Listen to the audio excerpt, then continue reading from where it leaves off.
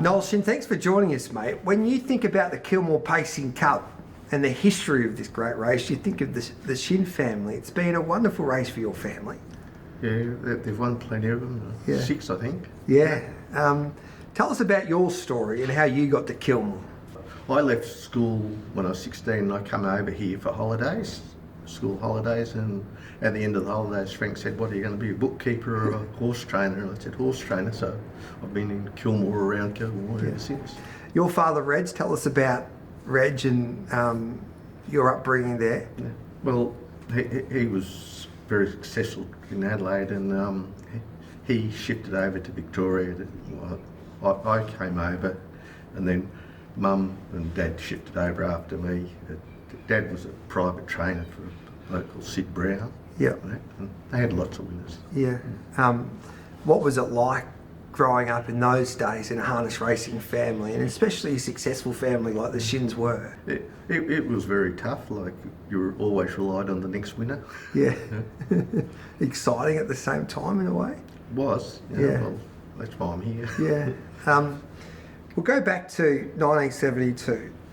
You drive a horse by the name of Free Vance. Explain, first of all, how you got involved with this pacer, because he was trained by Frank. Frank, he used to share the drives around a bit, but with us boys and that. But then he got hurt. He had a bad fall at Shepton, and he got hurt. So then I got the job altogether. Yeah. Wow. And he gave you a lot of opportunities, Frank. He did. He Yeah. was very good to us. And at the time, Stephen, he was at uni. Stephen Shinn, your brother. Steve, cousin. Cousin, sorry. I lived with Frank and while I was working for him, really, and Stephen was a cousin and Gerald was the other cousin. Yeah. And What was it like growing up in Kilmore and racing here? it was good. Everyone knew everyone. When I was a boy, there was about 400 or 500 horses trained in Kilmore, and that. So you knew everyone, and we were all friends. Vinny used to hang around with us, or we used to hang around with Vinny. Yeah. And that. Kilmore was the heart and soul of the harness racing community. It was. Everyone used to come to Kilmore, and everyone wanted to win a Kilmore Cup. Yeah. We'll go back to Bon Adios, because your uncle Bill Shinn drove this horse. It was his, I think, first of 3 Kilmore Cup winners. But do you remember where Bon Adios was when they swung for home? I honestly can't. Yeah, they tell me it was 100 to 1, and then he got out wide. Yeah, what was he like as a horse? He's a beautiful horse. Mel and Lance, they used to bring him over and stop with us. Yeah. What did Bill used to say about Bon Adios? He was always confident. And he used to say, he's the best, and you drive him like he's the best, and that's what he did. Then we go to Global Score in 71, and that was, again, Bill Shinn in the gig. Yeah. And he came from nowhere that day, because do you remember what happened at the start, Noel? I can't remember. No, I think he got knocked down, Yeah. or nearly got knocked down, and still won. How good was Global Score or Globe Score? He was a very good horse. Yeah. He was a lovely chestnut horse. And, Yeah. He wasn't as good as Bon Adios and that, but he was very good. Yeah. They had to be very strong. Yeah. All right, let's go to 72 and Free Vance wins the Cup. Did you have confidence that he could run a big race? Because the market suggested that he was the outsider, one of the outsiders at 20 to 1.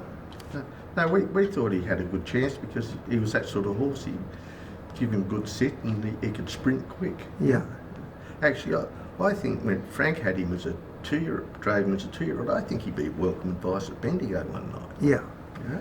Talk us through what happens at the start then Noel, when they're circling around as a driver. Yeah.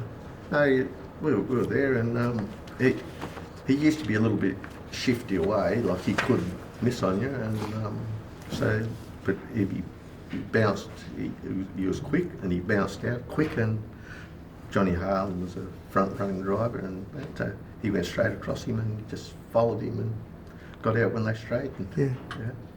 And then this is the trophy, 1972. It's still close to you, Noel. Obviously, it sits at home, and very proud of the 72 Kilmore Pacing Cup. Yeah, I am. Yeah. What's the name? all I wanted to do was win another one. It took me a long time. Yeah, it did.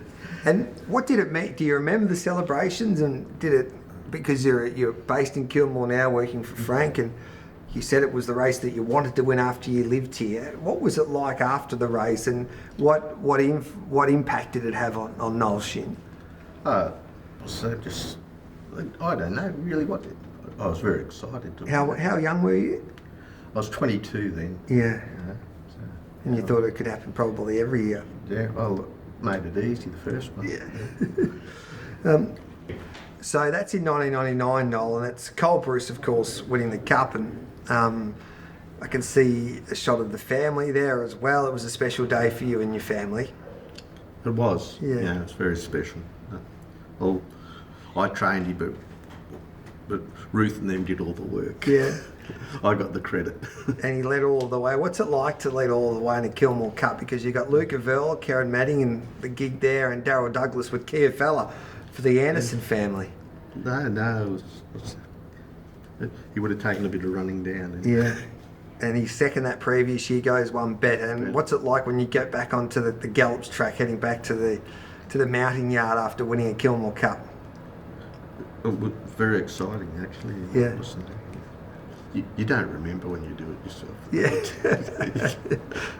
1999. Yeah. Geez, Colbruce was a good horse, Noel.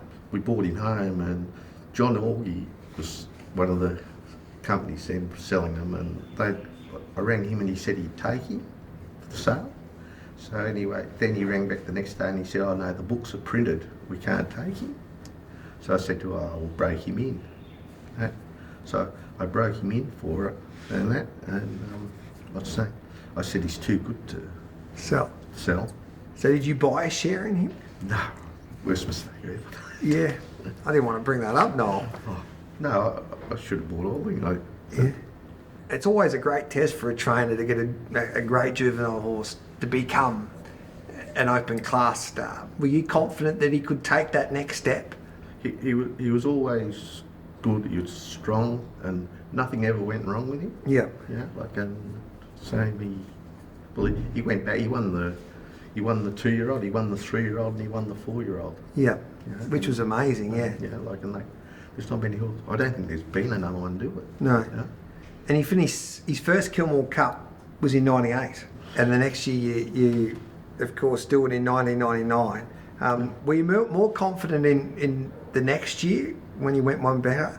There wasn't a stronger field the year he won. Yeah. So, we were confident.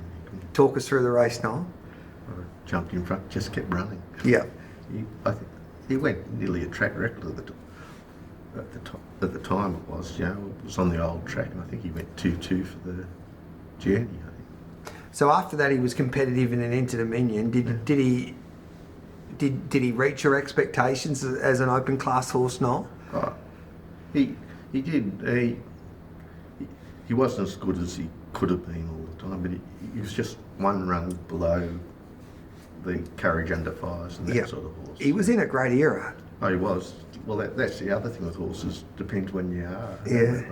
I guess with the history of the Shinn family with the Kilmore Cup, Noel, I would imagine you would love to win another one and combine with your son, Chris.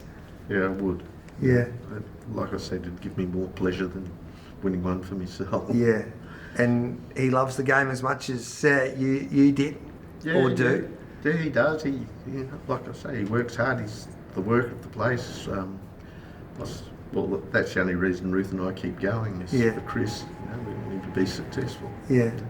No, I want to have a chat about your cousin Steve, because he got the opportunity to drive one of the sports greats in the 76 Pacing Cup behind when he drove Pure Steel. Can you explain how he got the drive on Pure Steel?